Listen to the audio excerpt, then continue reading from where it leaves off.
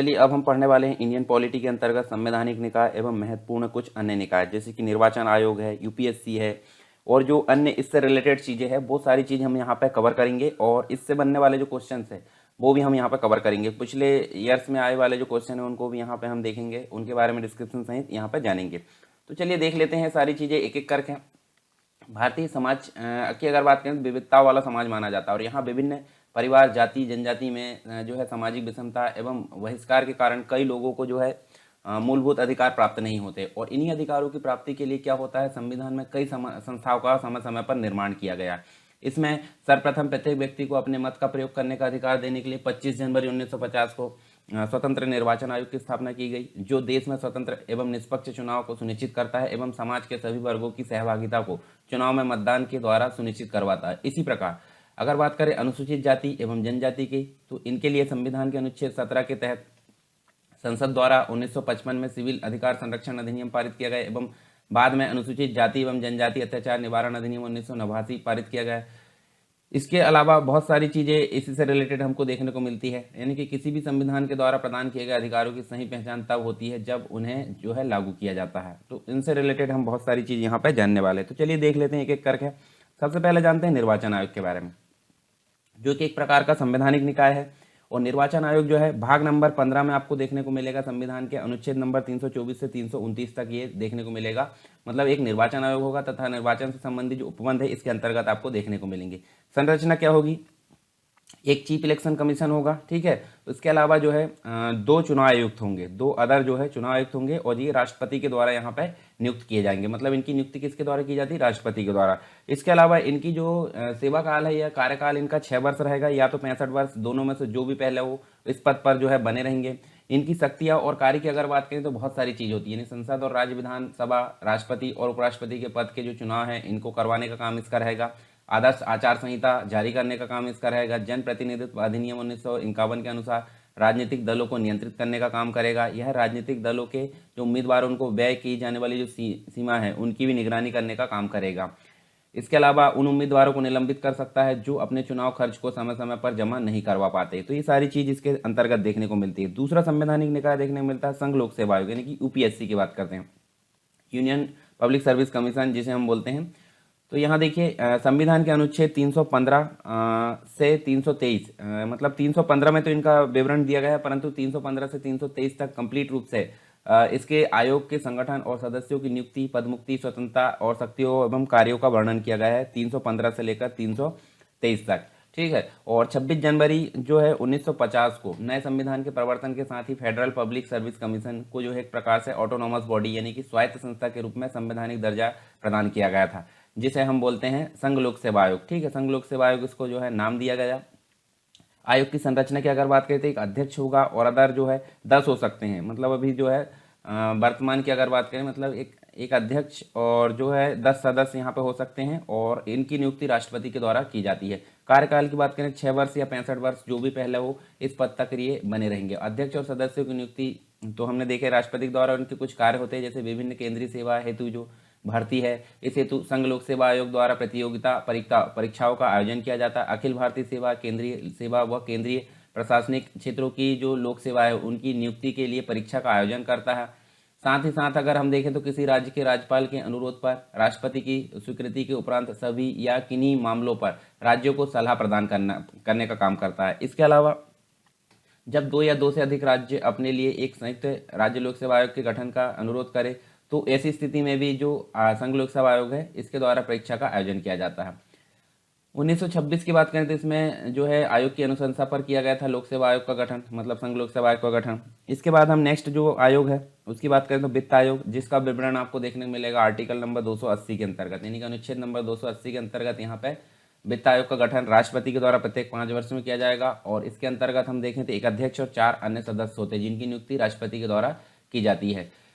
अध्यक्ष जो होता है सार्वजनिक कार्य का अनुभव रखने वाला व्यक्ति हो और सदस्य की अगर बात करें तो उच्च न्यायालय के न्यायाधीश के रूप में योग्यता रखता हो, लोक वित्त का ज्ञाता हो, अर्थशास्त्र का विशेषज्ञ हो और वित्तीय प्रशासन का जानकार हो। साथ ही इसके कार्य की अगर बात करें, केंद्र एवं राज्य के मध्य कर से प्राप्त जो राजस्व उसके बंटवारे के विषय में यहाँ पर सलाह देता है। केंद्र तथा राज्य, केंद्रों द्वारा राज्य को दी जाने वाली जो अनुदान है उसके विषय में भी सलाह देता है। राज्य के वित्त आयोग द्वारा की गई जो सिफारिश है उसके आधार पर राज्य में पंचायतों और नगर पालिकाओं के संशोधन के पूरक और के लिए राज्य के कोष को बढ़ाने के लिए आवश्यक उपाय भी यहाँ पे राष्ट्रपति को देता है। नेक्स्ट आयोग की अगर बात करें तो एस सी एस टी आयोग यानी कि अनुसूचित जाति एवं अनुसूचित जनजाति के लिए राष्ट्रीय आयोग। तो अगर बात करें यहाँ पे स्थापना की तो 12 मार्च 1992 को जो है 65वें संविधान संशोधन हुआ था 1990 में, इसके द्वारा की गई थी, परंतु 89वां संविधान संशोधन हुआ 2003 में।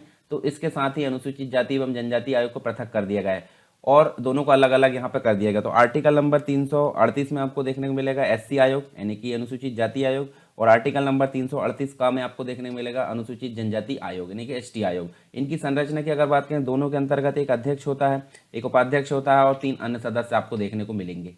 ठीक है। आयोग के कार्य की अगर बात करें, अनुसूचित जाति एवं जनजाति को संवैधानिक संरक्षण प्रदान करना, अनुसूचित जाति एवं जनजाति के लोगों के हितों का उल्लंघन होने पर मामलों की जांच एवं सुनवाई करना, साथ ही साथ अनुसूचित जाति एवं जनजाति के सामाजिक एवं आर्थिक विकास के लिए प्रयास करना, ये सारी चीज इसके अंतर्गत वर्किंग में आ जाती है।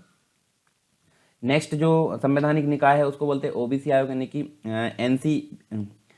एनसीबीसी, इसको हम बोल सकते हैं नेशनल मतलब जो है national backward commission, national commission for backward commission इसको बोल सकते हैं। यहाँ पे देखिए ओबीसी आयोग यानी कि राष्ट्रीय पिछड़ा वर्ग आयोग उसको हम बोल सकते हैं। संविधान के भाग 16 में हमको 340 आर्टिकल मतलब आर्टिकल नंबर 340 में पिछड़े वर्ग के लिए राष्ट्रीय आयोग का प्रावधान किया गया है। इसकी स्थापना आपको देखने मिलेगी 2 अप्रैल 1993 को, और राष्ट्रीय पिछड़ा वर्ग आयोग अधिनियम 1993 में आया था। ठीक है, 1993 में मतलब 1993 में आया था, तो उसकी जगह में राष्ट्रीय पिछड़ा वर्ग आयोग अधिनियम 2018 इसको प्रभावी कर दिया गया है। इसकी संरचना की बात करें तो एक अध्यक्ष होता है, एक उपाध्यक्ष होता है और 3 अन्य सदस्य होते हैं। इनकी नियुक्ति राष्ट्रपति के द्वारा की जाती है और सेवा शर्तों का निर्धारण भी राष्ट्रपति के द्वारा किया जाता है। कार्य की अगर बात करें तो अन्य पिछड़ा वर्ग आयोग के लिए संवैधानिक संरक्षण के मामले की जांच की सुनवाई करेगा जो अन्य पिछड़ा वर्ग के हितों का उल्लंघन करते हैं। अन्य पिछड़ा वर्ग के सामाजिक तथा आर्थिक विकास के लिए भी प्रयास करने का काम इसके द्वारा किया जाएगा।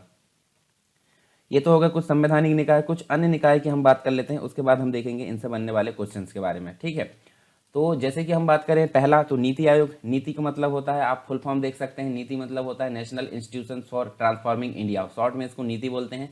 और भारत सरकार द्वारा गठित एक नया संस्थान है जो कि योजना आयोग के रिप्लेसमेंट में आपको देखने मिलेगा। 1 जनवरी 2015 को इसकी जो है इस आयोग की स्थापना मतलब ये अस्तित्व में आया, जो कि हम देख सकते हैं 15 मार्च 1950 को योजना आयोग था, उसके बदले में इसको रिप्लेस किया गया है और ये थिंक टैंक के रूप में जाना जाता है। तो ये आप चीज़ याद रख सकते हैं। इसके अंतर्गत आप देखिए एक अध्यक्ष होता है, भारत का प्रधानमंत्री, गवर्निंग काउंसिल में राज्यों के मुख्यमंत्री और केंद्र शासित प्रदेश के उपराज्यपाल होंगे। विशिष्ट मुद्दे जिनका जो है संबंध एक से अधिक राज्य या क्षेत्र से हो उनको देखने संबंधित क्षेत्रीय परिषद गठित की जाएगी। इसके साथ ही संबंधित कार्य क्षेत्र की जानकारी रखने वाले विशेषज्ञ इसमें होंगे। पूर्णकालिक संगठनात्मक जो है ढांचे में प्रधानमंत्री अध्यक्ष होने के अलावा निम्न भी हो सकते हैं, जैसे उपाध्यक्ष है, सदस्य है, अंशकालिक सदस्य है, पदेन सदस्य है, मुख्य कार्यकारी अधिकारी। ये सारी चीज इसके अंतर्गत देखने को मिलेगी नीति आयोग के अंतर्गत। ठीक है, लोकपाल और लोकायुक्त की अगर बात करें तो यहाँ देखिए वर्ष 1809 इसके अंतर्गत स्वीडन मतलब जो स्वीडन कंट्री है उसमें आधिकारिक तौर पर विश्व में सर्वप्रथम लोकपाल का उद्घाटन किया गया। और इसके बाद 1919 में फिनलैंड जो एक कंट्री है, और 1955 में डेनमार्क, 1962 में नॉर्वे, इसने जो है इस प्रणाली को अपनाया। ग्रेट ब्रिटेन ने 1967 में अपनाया। इसी तरह व्यवस्था जो है इसी तरह की व्यवस्था करने वाला लोकतांत्रिक विश्व का प्रथम सबसे बड़ा देश बन गया है। भारत में संवैधानिक लोकपाल की अवधारणा को पहली बार 1960 में संसद में कानून मंत्री अशोक कुमार सेन के द्वारा प्रस्तावित किया गया था। तो ये धीरे धीरे ये प्रोसेस चलती रही। मतलब जो लोकपाल एवं लोकायुक्त शब्द LM सिंघवी के द्वारा दिया गया। वर्ष 1968 में लोकपाल विधेयक को लोकसभा में पारित किया गया। ये सारी प्रोसेस चलती है और वर्ष 2011 में सरकार ने प्रणब मुखर्जी की अध्यक्षता में मंत्रियों के एक समूह का गठन किया जो कि भ्रष्टाचार से निपटने के उपाय सुझाए एवं लोकपाल विधेयक के प्रस्ताव की जांच करे। तो वर्ष 2013 में अन्य हजारे के नेतृत्व में भारत में भ्रष्टाचार के खिलाफ आंदोलन चलाया गया, जिसने जो है संयुक्त प्रगतिशील गठबंधन यानी कि यूपीआई पर दबाव डाला तथा संसद के दोनों सदनों में लोकपाल तथा लोकायुक्त जो विधेयक है 2013 को पारित किया गया। 1 जनवरी 2014 को राष्ट्रपति की स्वीकृति प्राप्त हुई और यह 16 जनवरी 2014 को लागू हो गया। इसके अंतर्गत हमको एक अध्यक्ष देखने को मिलता है। ठीक है, और 4 न्यायिक सदस्य, 4 सदस्य जो है राष्ट्रीय अनुसूचित जाति आयोग के, इसके अलावा राष्ट्रीय अनुसूचित जनजाति आयोग के और राष्ट्रीय पिछड़ा वर्ग आयोग, अल्पसंख्यक तथा महिला आयोग के होने चाहिए। ये सारी चीज हमको देखने को मिलती है। इसके अंतर्गत हम देखें तो यहाँ पे देखिए जो लोकायुक्त है, लोकपाल तथा लोकायुक्त अधिनियम 2013 को कानूनी रूप मिलने के पूर्व कई राज्यों ने जो अपने राज्य में लोकायुक्त नियुक्त कर रखे थे। सर्वप्रथम लोकायुक्त का गठन जो है 1971 में महाराष्ट्र में हुआ था और उड़ीसा में यह अधिनियम 1970 में पारित हुआ, परंतु उसे 1983 में लागू किया गया। ठीक है, चलिए राष्ट्रीय मानवाधिकार आयोग की बात करें तो ये 1993 में हमको मानवाधिकार संरक्षण अधिनियम के तहत स्थापित एक वैधानिक निकाय माना जाता है, जो कि संसद द्वारा बनाया गया था।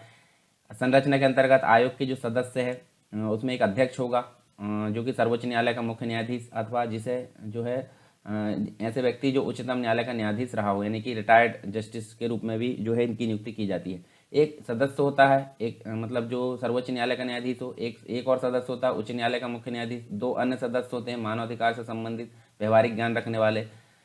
इसके अलावा मानवाधिकार संरक्षण अधिनियम 2019 में संबंधित प्रावधानों के अनुसार राष्ट्रीय पिछड़ा वर्ग आयोग के अध्यक्ष जो है राष्ट्रीय बाल अधिकार संरक्षण आयोग के अध्यक्ष और दिव्यांग जनों के संबंध में मुख्य आयुक्त को भी आयोग के सदस्य के रूप में यहाँ पे रखा गया।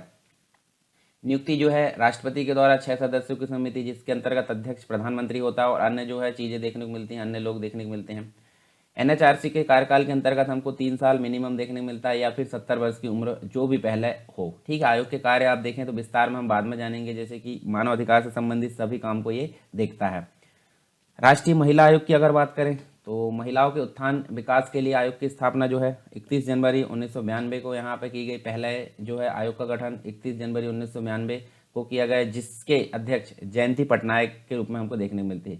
एक बहुसदस्यीय निकाय है ये और एक अध्यक्ष और एक 5 सदस्य इसमें होते हैं।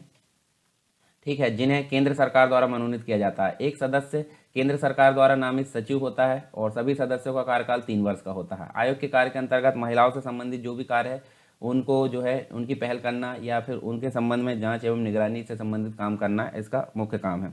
राष्ट्रीय अल्पसंख्यक आयोग की अगर बात करें तो 1978 की बात करते हैं यहाँ पे। उसमें गृह मंत्रालय के प्रस्ताव में अल्पसंख्यक आयोग की स्थापना की परिकल्पना की गई।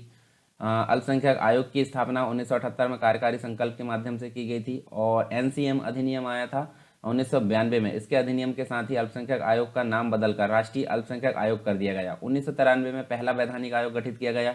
इसके अंतर्गत एक अध्यक्ष होता है, एक उपाध्यक्ष होता है और 5 सदस्य होते हैं। कार्यकाल की अगर बात करें तो इनमें सभी अध्यक्ष और सदस्यों का जो कार्यकाल है 3 वर्षों का होता है। ठीक है, और कार्य के अंतर्गत देखें तो संघ और राज्यों के तहत अल्पसंख्यकों के विकास की प्रगति का मूल्यांकन करना, साथ ही साथ इससे संबंधित काम भी ये देखता है। फिर है केंद्रीय सतर्कता आयोग यानी सीबीसी, सेंट्रल विजिलेंस कमीशन इसको बोलते हैं, और ये फरवरी 1964 में केंद्र सरकार द्वारा श्री के संथानम की अध्यक्षता में गठित समिति की सिफारिश के आधार पर बने थे। इसके अंतर्गत जो है एक मुख्य सतर्कता आयुक्त होता है, 2 अन्य सदस्य होते हैं। एक समिति की सिफारिश पर राष्ट्रपति के द्वारा इनको नियुक्त किया जाता है। समिति के अंतर्गत अगर देखें तो प्रधानमंत्री अध्यक्ष होता है, गृह मंत्री लोकसभा में विपक्ष का नेता। आयोग का जो निष्कासन है राष्ट्रपति द्वारा संदर्भ पर जो है सर्वोच्च न्यायालय द्वारा साबित किए गए दुर्व्यवहार अक्षमता के आधार पर किया जाता है। इसके कार्य के अंतर्गत केंद्र सरकार के निर्देश पर ऐसे किसी विषय की जांच करना जिसमें केंद्र सरकार या इसके जो प्राधिकरण है इसके किसी कर्मचारी द्वारा भ्रष्टाचार निवारण अधिनियम 1988 के तहत कोई अपराध किया गया हो। भ्रष्टाचार निवारण अधिनियम 1988 के तहत अपराधों की जांच से संबंधित दिल्ली विशेष पुलिस बल के कामकाज की देखरेख करना, जांच के दौरान निर्देश देना तथा की गई जो जांच है उसकी समीक्षा करना, ये सारे काम इसके होते हैं। फिर नेक्स्ट आयोग अगर देखें तो केंद्रीय सूचना आयोग, जिसे CIC बोलते हैं, सेंट्रल इन्फॉर्मेशन कमीशन।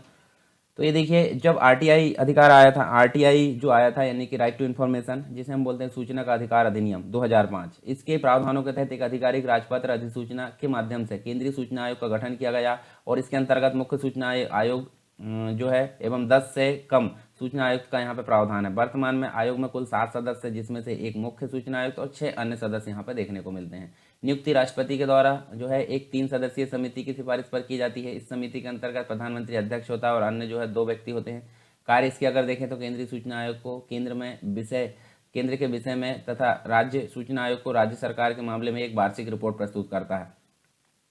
इसके बाद बात करते हैं CBI यानी कि सेंट्रल ब्यूरो ऑफ जो है इन्वेस्टिगेशन, जिसे हम बोलते हैं केंद्रीय अन्वेषण ब्यूरो।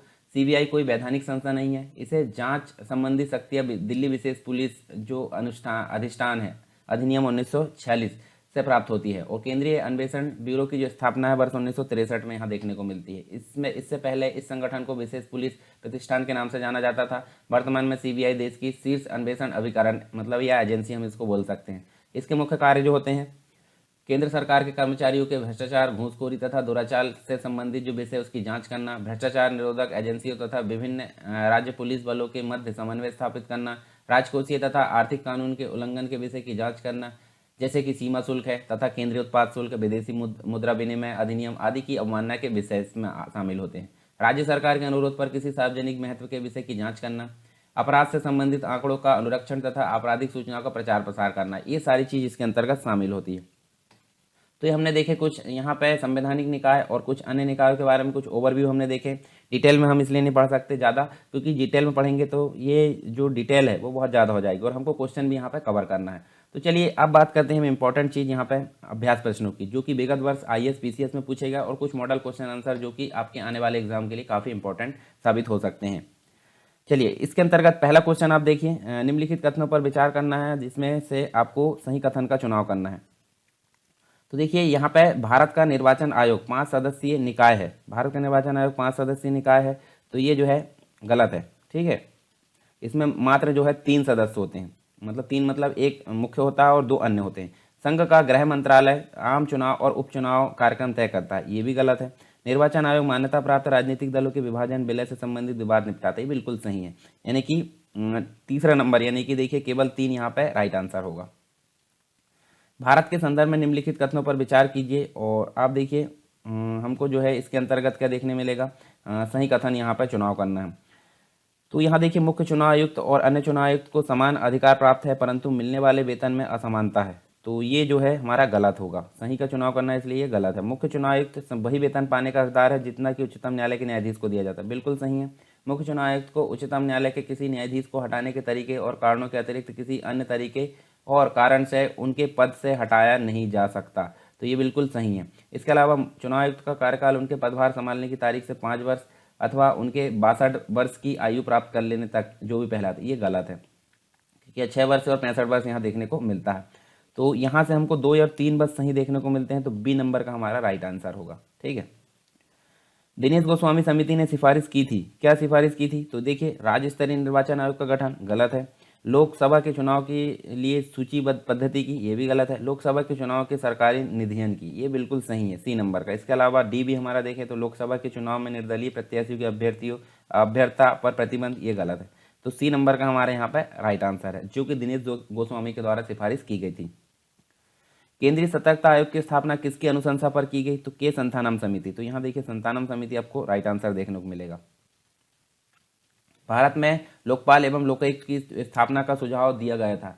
लोकपाल एवं लोकायुक्त की जो स्थापना, उसका सुझाव किसके द्वारा दिया गया था, प्रशासनिक सुधार आयोग, ARC जिसे बोलते हैं, एडमिनिस्ट्रेटिव रिफॉर्म जो कमीशन है उसके द्वारा, ARC प्रशासनिक सुधार आयोग के द्वारा इसका जो है स्थापना का सुझाव दिया गया था। भारत में अल्पसंख्यकों के विषय में निम्नलिखित में से जो है निम्नलिखित कथनों पर विचार कीजिए। अल्पसंख्यकों के विषय में हमको देखने को मिलेगा, देखिए भारत सरकार ने 5 समुदाय या जैसे कि हम देखें तो मुसलमान, सिख, ईसाई, बुद्ध और पारसियों को अल्पसंख्यक के रूप में अनुसूचित किया, बिल्कुल सही। राष्ट्रीय अल्पसंख्यक आयोग को 1993 में संवैधानिक दर्जा दिया गया था, ये भी सही।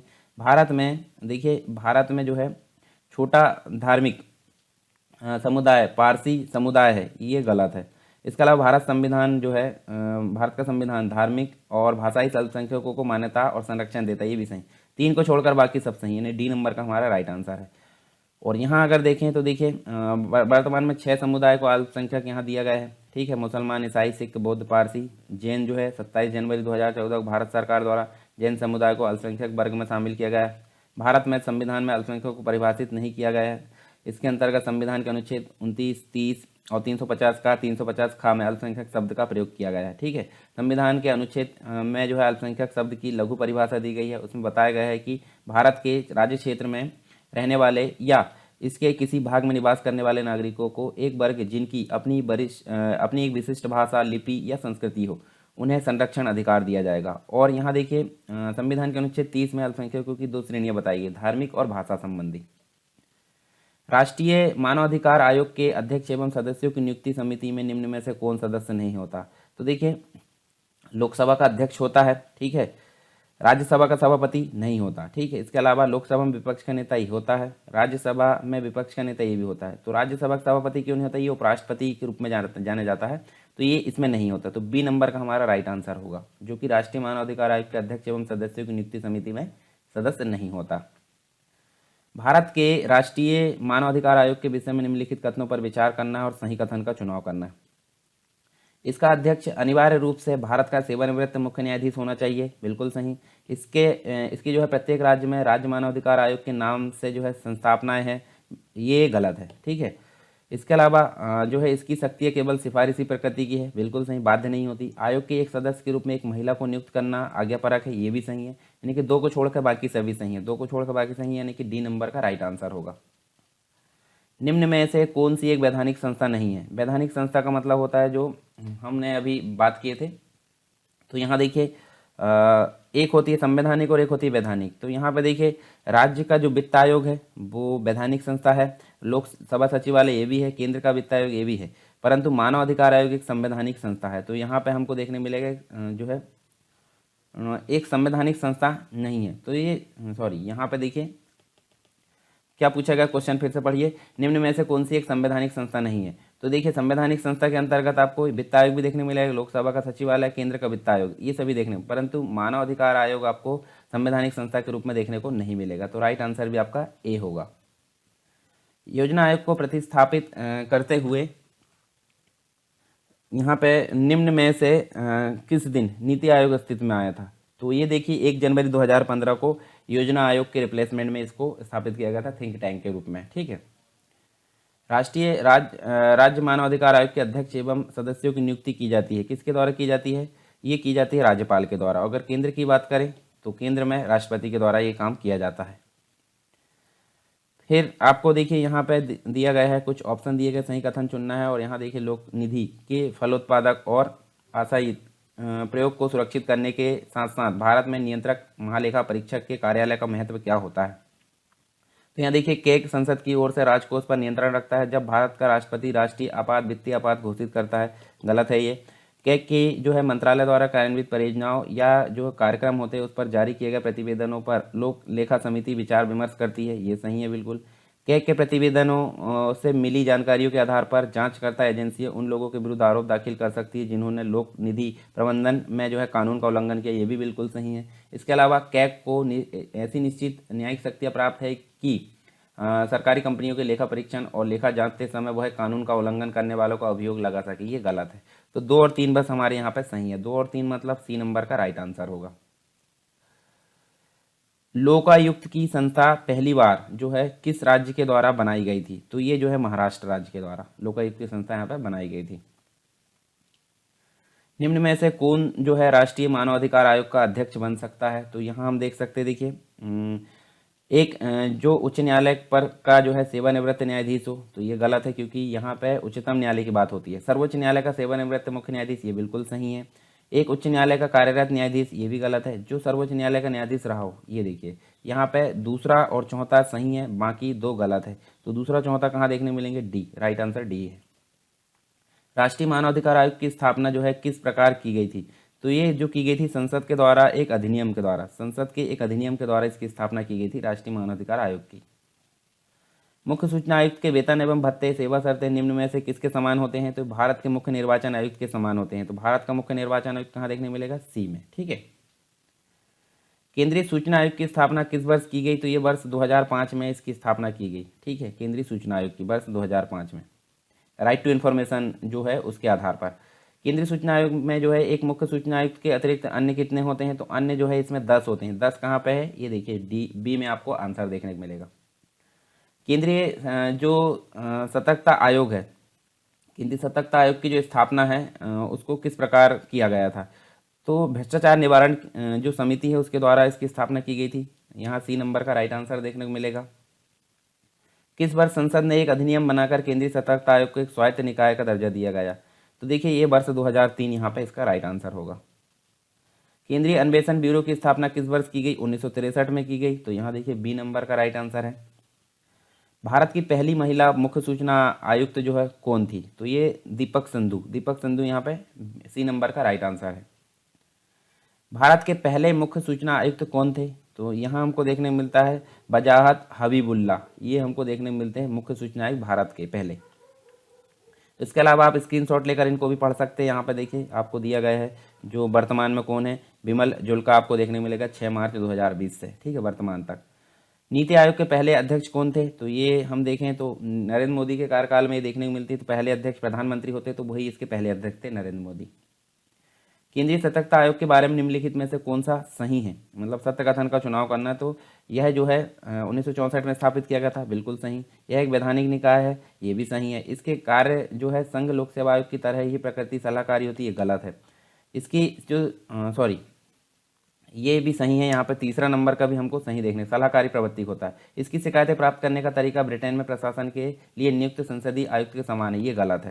तो यहाँ चौथा छोड़कर सभी सही है, तो सी नंबर का हमारा राइट आंसर है। पहला जो लोकपाल है विधेयक संसद में कब पेश किया गया, पारित करने की बात नहीं हो रही, तो पेश करने की बात है, तो 1968 में ये किया गया था। निम्नलिखित कथनों पर विचार करना है और यहाँ से देखिए हमको सत्य कथन का चुनाव करना है। तो मुख्य सूचना आयुक्त और जो सूचना आयुक्त है उनकी नियुक्ति राष्ट्रपति द्वारा प्रधानमंत्री की अध्यक्षता वाली समिति की सिफारिश पर किया जाता है, जिसमें लोकसभा के विपक्ष के नेता होते हैं और प्रधानमंत्री द्वारा नामित केंद्रीय कैबिनेट मंत्री। तो ये बिल्कुल सही है। मुख्य सूचना आयुक्त और सूचना आयुक्त 5 वर्ष या 65 वर्ष की आयु तक यहाँ पर रहते हैं अपने पद पर, जो भी पहले हो उसमें उस पर यह पद पर बने रहते हैं। तो दोनों ही ऑप्शन हमारे सही हैं, यानी कि 1 और 2 दोनों सही हैं। भारत का जो पहला लोकपाल है वो कौन है, तो हमको देखने को मिलेगा भारत का पहला लोकपाल पिनाकी चंद्र घोष हमको देखने को मिलता है। पहले केंद्रीय सतर्कता आयुक्त कौन थे, तो ये देखिए निट्टूर श्रीनिवास राव, ये बी नंबर का राइट आंसर है। राष्ट्रीय मानवाधिकार आयोग के पहले अध्यक्ष कौन थे, तो ये रंगनाथ मिश्रा कहाँ पे है, बी में हमको ये देखने को मिलेंगे। सही सुमेलित करना है, सूची 1 को सूची 2 से मिलाना है। यहाँ देखिए तो हमको एक तरफ देखने को मिलेगा कुछ आयोग और दूसरी तरफ जो है उनका जो है नाम देखेंगे कुछ। तो देखिए यहाँ पे हमको देखने में पहला वित्त आयोग की बात करें तो इसके पहले अध्यक्ष कौन देखने को मिलते हैं, केसी नियोगी। उसके अलावा चौथा वित्त आयोग की अगर बात करें तो ये पीबी राजमन्नार। छठा वित्त आयोग की अगर बात करें तो ये ब्रह्मानंद रेड्डी। और आठवां वित्त आयोग की बात करें तो वाई बी चौहान। तो ये अध्यक्ष के रूप में यहाँ देखने को मिलते हैं। कौन से वित्त आयोग में कौन अध्यक्ष था, तो यहाँ पे हमारा आंसर क्या होगा, बी नंबर का राइट आंसर होगा। तो ये हमारे कुछ इंपॉर्टेंट आयोग और जो अन्य आयोग है उनको हमने देखे यहाँ पे, उनसे बनने वाले क्वेश्चंस और पुराने वर्षों में आए वाले क्वेश्चन को भी हम यहाँ पे डिस्कस कर चुके हैं। आई होप सारी चीज़ें आपको क्लियर हुई होगी। यदि किसी प्रकार का डाउट है, कोई सजेशन है, तो आप कमेंट बॉक्स में ज़रूर दें, ठीक है। उसको ज़रूर जो है फॉलो किया जाए या फिर उसको माना जाएगा अगर सही होगा तो। इसके अलावा आप टेलीग्राम चैनल और जो ग्रुप है उसको ज्वाइन कर सकते हैं, ताकि आप जो है इससे करंट की चीज़ें उससे बने रहे सभी चीज़ों के साथ में। और सरकार study with education Android app को भी आप डाउनलोड कर सकते हैं, ताकि वहाँ पे आपको सीक्वेंस में PDF और लेक्चर प्राप्त हो सके।